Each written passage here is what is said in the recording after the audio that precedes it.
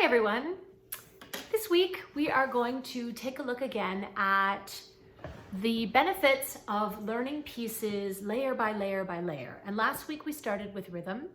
And this week we're going to look at musical markings, by which I mean two different kinds: articulation markings and dynamic markings. Articulation referring to staccato, tenuto, accents, ways that you attack and treat a note.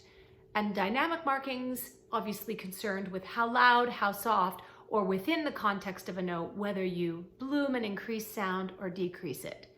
So I'm going to look today at this piece, one of my favorites by Samuel Barber, Knoxville Summer of 1915. And if you haven't heard this piece, do yourself a favor and listen to it. It's about 20 minutes long, and pull up the words because they are so stunning and useful to be looking at while you're listening to it.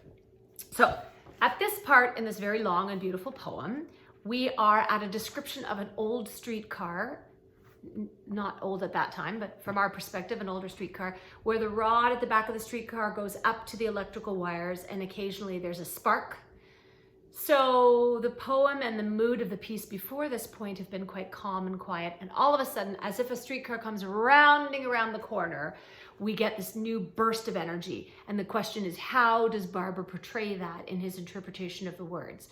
I like to think of musical markings as seeing the secret notes in the margin of the score that the composer is writing during watching a rehearsal, or that they're whispering it into your ear. It's really good. There are very good clues. And of course, when you sing the music of living composers, if you're lucky, you might have them in the room with you when you're creating, and then you can ask them these questions. But sadly, Samuel Barber no longer with us. So the text of the poem at this piece is: the bleak spark crackling and cursing above it, like a small malignant spirit set to dog its tracks. So that little spark up there, the first half of the line is just a description of what it sounds like and looks like. And then a little folding back and kind of a poetic sort of making it into symbolizing for the poet a small ghost actually alongside the top of the streetcar, chasing it down the street.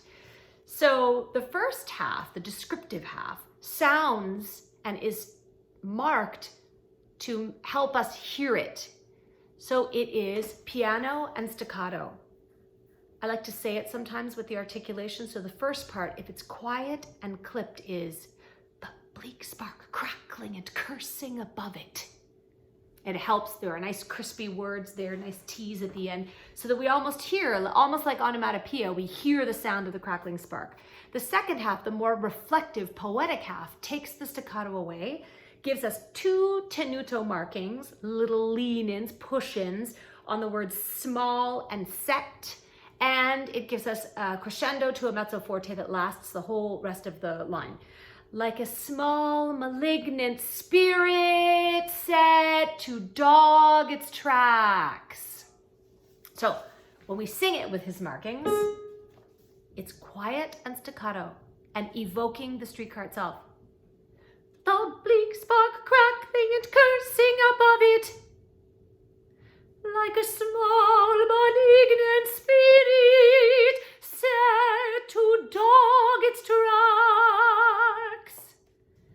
So once I have that information in my brain, it's much easier to navigate the words and to be clear about what that storytelling moment is. I sometimes find it really fun too to take away the thing they've asked so that I can go to the polar opposite to explore what it's like to slowly add it on. So what if the bleak spark crackling and cursing didn't have any staccato markings?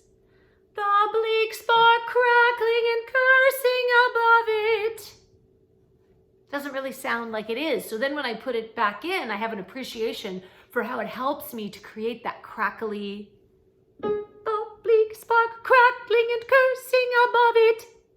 It's interesting, right? So while you are working on, if you are learning a piece and you want to experiment with this idea of reading it just from the perspective of markings, again, before you add a successive thing on it, which might be pitches in fact, see how you get so much information from those markings.